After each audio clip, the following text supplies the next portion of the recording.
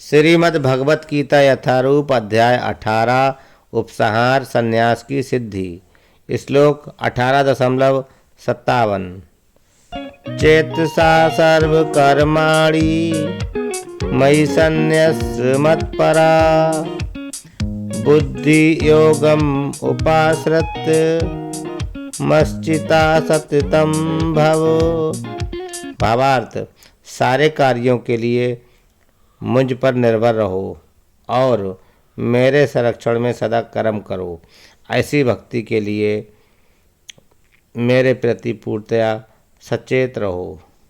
तात्पर्य, जब मनुष्य कृष्ण भावना व्रत में कर्म करता है तो वह संसार के स्वामी के रूप में कर्म नहीं करता।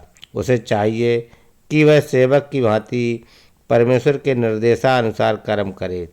सेवक को स्वतंत्रता नहीं रहती, वह केवल अपने स्वामी के आदेश पर कार्य करता है।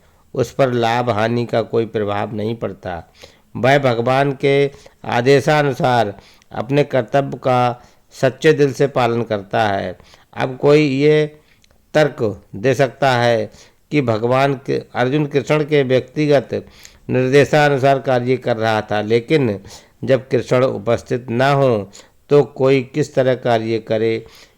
यदि कोई इस पुस्तक में दिए गए कृष्ण के निर्देश के अनुसार तथा कृष्ण के प्रतिनिधि के मार्गदर्शन में कार्य करता है तो उसका फल वैसा ही होगा।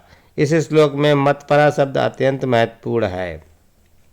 ये सूचित करता है कि मनुष्य जीवन में कृष्ण को प्रसन्न करने के लिए कृष्ण भावना अमृत होकर कार्य करना के अतिरिक्त कोई अन्य लक्ष्य नहीं होता।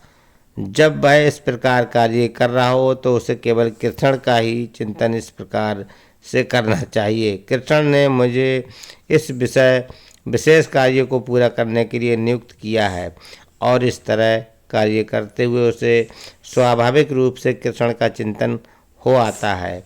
यही पूर्ण कृष्ण भावना अमृत है। किंतु ये ध्यान रहे कि मनमाना कर्म करके उसका फल परमेश्वर को अर्पित न किया जाए। इस प्रकार का कार्य कृष्ण भावना अमृत की भक्ति में नहीं आता। मनुष्य को चाहिए कि कृष्ण के आदेशानुसार कर्म करे। यह अत्यंत महत्वपूर्ण बात है। कृष्ण का यह आदेश गुरु परंपरा द्वारा प्रामाणिक गुरु से प्राप्त होता है। अतएव गुरु के आदेश को जीवन का मूल कर्तव्य समझना चाहिए।